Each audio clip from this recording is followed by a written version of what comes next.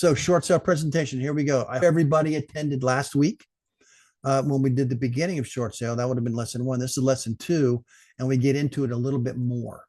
So let's go ahead and go to the next slide. Okay, so preliminarily, the reason that my success rate is around 70-75% with short sales, and yours can be too, is that you don't be a pig.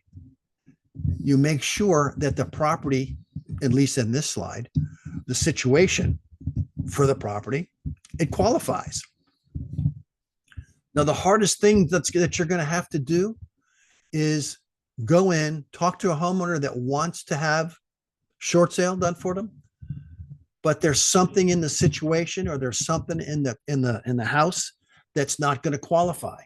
And if you'll only do this once, you'll take a property that you know isn't going to qualify, and you'll have to work your butt off, answer umpty-dump number of questions from that homeowner, try to deal with the bank, and ultimately you're not going to push it through. And you knew at the beginning that you weren't going to be able to push it through, so the mistake is on you. But again, you'll only do it once. After that, you'll become more selective. And here's how we become selective. I call this my preliminary smell test. The homeowner has got to be in default, because when there's default in any fashion, there's pressure. And we want the default pressure is unfortunately going to be on our client, the homeowner. They're really feeling this. But more importantly, there's a lot of pressure on the bank because that loan is not performing the way that it should. So the bank is sensitive to that. So the homeowner has to be in default, so there's pressure. Lender loss mitigation. In my experience, whenever I make a short sale application, my client or the homeowner needs to have been released through the lender's loss mitigation program. Now, what does that mean? That means that the homeowner has filled out a small application that gives a snapshot of the financial stability of that homeowner. And the lender's looking for ways to make this loan work. The lender does not want to take a haircut. They don't want to lose it. They want this loan performing. So what they're going to do is they're going to look for a reason and a way to put this thing back together again. And one of the biggest things that they ask, or most important features they ask, is, has the problem that caused the default been solved? Now, for example, if the homeowner lost their job and they found another job, then yes, the answer is yes. And then they will generally qualify for loss mitigation, which is something that the bank does. It's your job as a short sale expert to confirm that your borrower has gone through the loss mitigation program at the bank, or at least get them submitted to it. Because unless they have gone through the loss mitigation program at the lender will refuse to go through with the short sale. So it's important that they try to go through. Now, the one thing that loss mitigation cannot correct is if the property is upside down. If there's more owed on the mortgage than the property's worth. There's no loss mitigation technique that's going to take care of that. So, okay, the next preliminary smell test, the property has to be in foreclosure. Of course, that speaks right to homeowner in default. They've passed the time that the bank wants to give them to bring this thing straight away, and they filed the foreclosure. So you want to have the foreclosure filed because that, again, is additional pressure on the homeowner and on the bank. The banks don't like to foreclose, but they will if the loan is not performing. There's evidence in the public records of this foreclosure being filed. So if you're talking to, you just bump into a homeowner and you're talking to them at their house and they say, yeah, we're in foreclosure, you need to see proof of it. And it's proof of that as being filed. The LP is going to be filed. It's going to be in the public records. I've shown many of you how to find and locate the public records for the LP.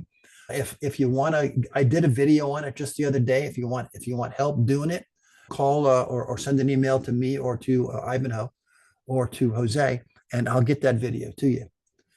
The subject is over encumbered. This is the most important feature of our short sale, hence the name short sale. We want the bank to take a short payoff in order to allow the homeowner to sell the property. If the property is worth 100 and they owe 200, it's never going to sell. It's never going to sell for 200. I don't care what color you paint it, whether you stand on your head, it doesn't matter. It's never going to sell for 200,000. Maybe in 15 years it might, but who has that time? But no, the bank is going to keep that foreclosure going. So it's not going to, you're not going to have 15 years. So if the property's over encumbered, that is the key to a short sale. What I would suggest you do is take a look at the LP. If it's unencumbered, you drive by the property, and I'm going to show you how the property qualifies in just a minute. And if it qualifies just on its face, get out of your car and knock on the door. Don't take down the address and go back tomorrow. Don't do any of that stuff. Get out of your car and knock on the door now. There's no advantage to waiting. None. I think I'm pretty firm on that one. I think you believe me. Okay, here's the short sale qualifications for the seller. So you'll get out of the car, you'll knock on the door, and they'll answer. And these are the things you have to go looking for. These are the things that are important. The property has to be owner occupied. It's got to be a single family property. I've never had any success trying to short sell a multi-family property because the bank looks at it and says, listen, Mr. Owner, unless you're giving these rooms to your family, you should be getting rent. So if you're getting rent, you need to learn how to spend it on your house and your mortgage payment, not keeping it for yourself and buying a new car, a new TV, or taking a vacation. So the property is best if it's owner occupied. Seller hardship. There has to be a hardship involved. That's the same with loss mitigation, but ours is different. Ours has a property that's underwater. That in and of itself should be enough. And in some cases, I've written hardship letters that have just the property being upside down as my hardship. I didn't do anything to cause it. It's just the natural ebb and flow of the market, which happened to suck out all my equity. So that's going to happen. It may not be happening today, but you're going to see people that are going to come to you and say, listen, I had equity 2 months ago, and now it's gone because the property value has gone down so low because there's so many other sellers. And the increased number of sellers is what we're looking for as short sale specialists. Next thing on the list, no cosigner on the note.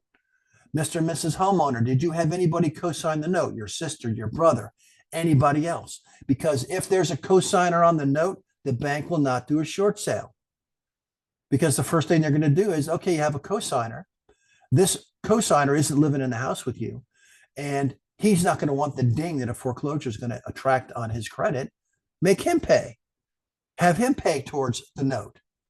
So no cosigner, no equity. I think we're pretty square on that. There cannot be any equity because if there is, the bank will just say, sell the house, pay me off. That's it. No equity is a requirement. No cash or no assets. Now, this is something that you're going to have to find out from the homeowner. And if they're not making their payments on their house,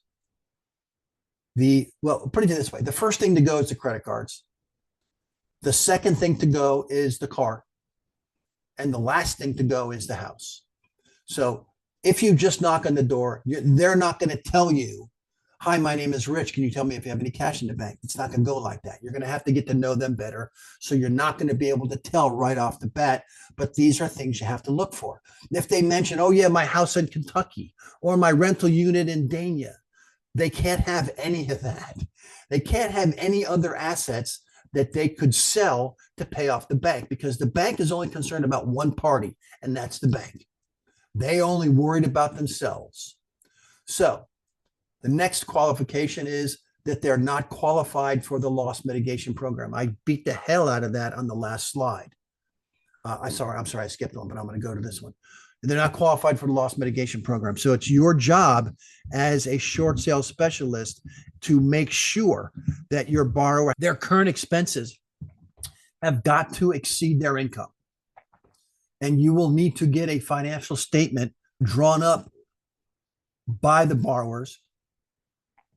Most times the bank will have a form that they want the borrowers to fill out because it's a lot easier to look at because they know where all the numbers are on their form rather than having to have you do a form that they're still looking for where, where their net income is, where's their bills to their houses and stuff. So you might get that from the bank. If not, we use a general form, but the expenses have got to exceed the income. All right, I'm going to pause here for 1 second. Okay. As you can tell, this is a major qualifier because it's got its own slide. There are no other liens on the property because the bank, let me put it this way. Back in the day, 2007, 2008, even in 2002 and 3, when I was doing these in Ohio, the bank said, okay, they would give you a number that they would short sell the property for, and you move forward. And then it would be up to you to satisfy the other liens. In other words, you got what the bank, you got their best offer. If you want to take it, you can take it, but you have to take care of the other liens in the property, be it a second mortgage, a final judgment, whatever it is. But nowadays, what they're doing is they'll go, okay, I'll tell you what, we'll give you an offer or we'll counter your offer, but you have to take care of all the other liens first. Now, I hate that idea because if you have to spend $5,000 to get rid of a $35,000 second and get a satisfaction or release of that mortgage, you spent $5,000. What if you don't like the bank's number? What if you don't like their counter and you could never come to a resolution? You're out $5,000. So I just don't like properties that have other liens on it. And I think that all of you would agree that that is a perfect example of pissing away $5,000. But that's the way the bank wants to do it. We're going to have to play by their rules, unfortunately, but that's the way it's going to be done. So if you're in your title work and you find out there's other liens, think about it hard, whether or not you want to come out of pocket to satisfy or release those things before you continue, because it's going to break your heart. So I'm going to tell you, make sure there's no other liens first. Check that first. Okay, so I have a chat and let me see.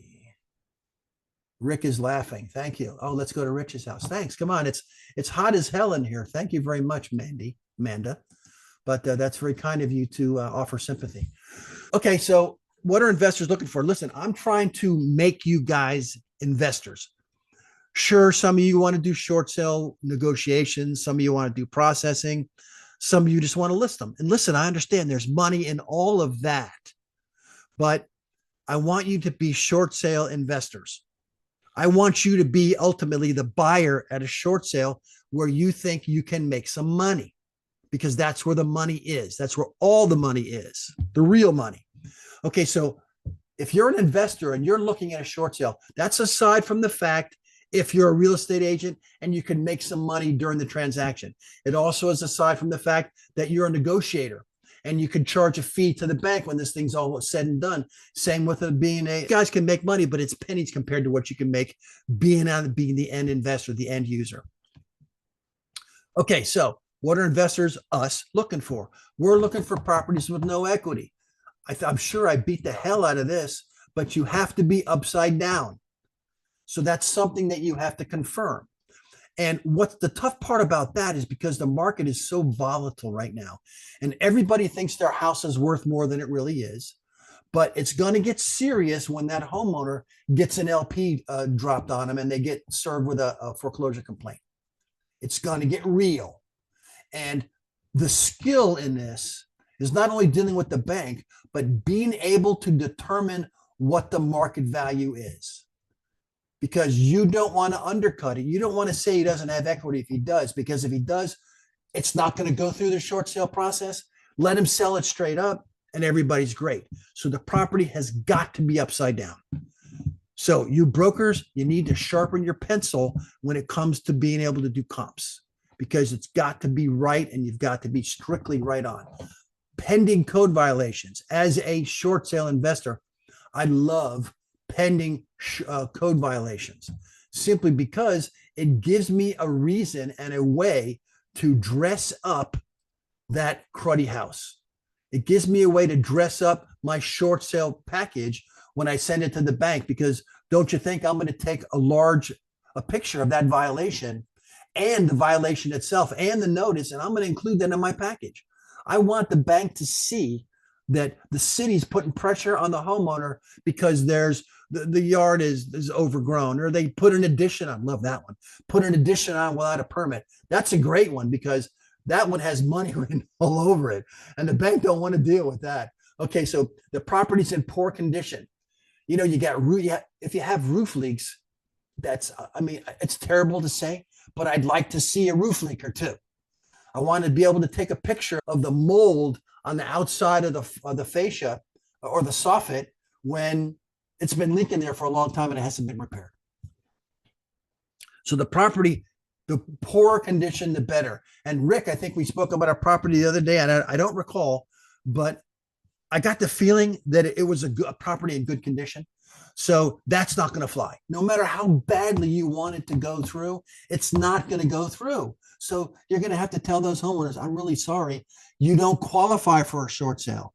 And the reason is rather than the bank taking a haircut now, they'd rather bring it to the foreclosure auction if it's in good shape. Bring it to the foreclosure auction. They'll bid up to their final judgment amount, which is going to be more than the property's worth. They'll take it back and they'll retail it.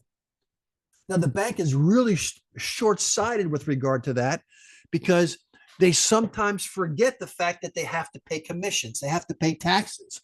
They have to pay to maintain it. They have to pay to repair it.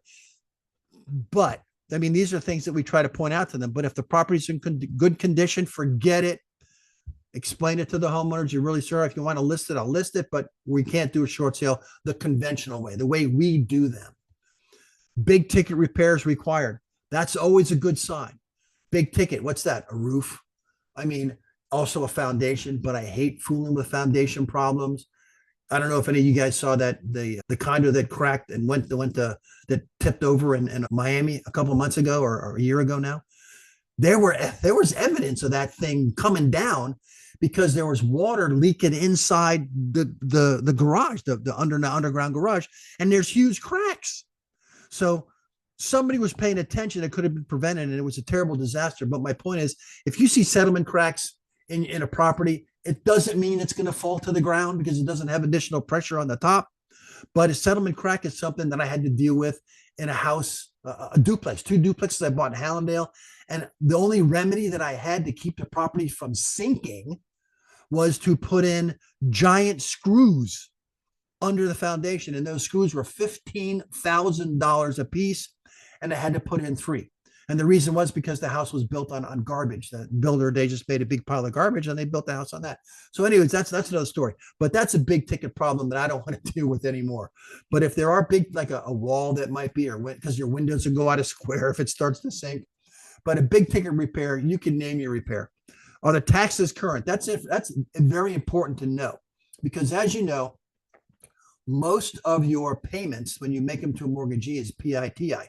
Principal, interest, taxes, and insurance.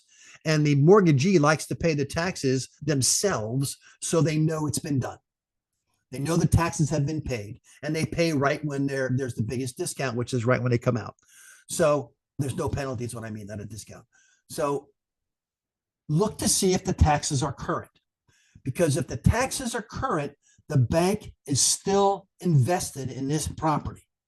They're throwing money at this property, even though the defendant's not making the payments to the bank from which the bank could take the money out and pay the taxes with.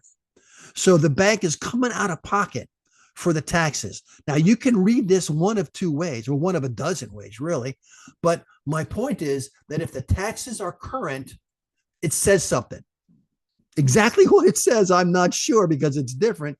But let's think about it backwards. If the taxes are not current, does that mean the bank has now divested themselves and you stand a better chance to get your short sale through?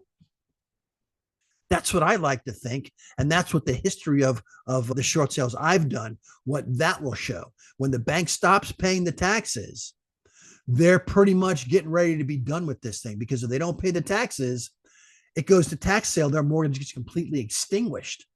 Where here, they'll be able to make some money on it. And we talked about that.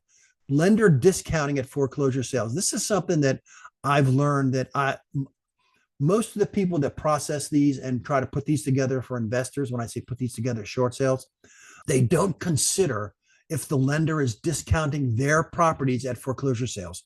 Now, that's a tedious amount of research to do, but believe it or not, it's going to pay off in the end, because I want to know if this lender, let's say Bank of America, if Bank of America is discounting their final judgments at foreclosure sales in the county in which this property is situated in. Because if they are, it tells me that they're loosening their grip on the amount that they're owed, and I'm going to stand a better chance to get my short sale through at a lower number. Now, it's true, if I come up with a number and they accept it first out, I made a mistake and the number was too high. So I'm going to work them real low, and it's going to be based on a lot of their business practices in my county and in the surrounding counties. Not only am I going to do research on their foreclosure sale prowess, I'm also going to take a look at any REOs that they ended up taking back and how those are going, whether they're on the market for an extended period of time, whether or not they had contracts fall through because inspections are cruddy. I want to know everything I can know about that bank. And I think I'm a rare one in that case, because if you speak to most people, they don't consider that. And as far as I'm concerned, it's a very, very important feature. So let's see. I think I'm at the end. So let me see. Yeah, I am. Those are some pictures of my beautiful kids and my grandbaby. And that's my daughter's cat, Mowgli. Love that little cat. So here I am at the end. There's all my contact information. I'm getting ready to close up shop for the day. Again, there's not going to be a webinar next month because of the holiday of Independence Day. So I'm ready for some questions. I'll see you, babe. Nice talking to you guys. See you again. Bye-bye. Take care.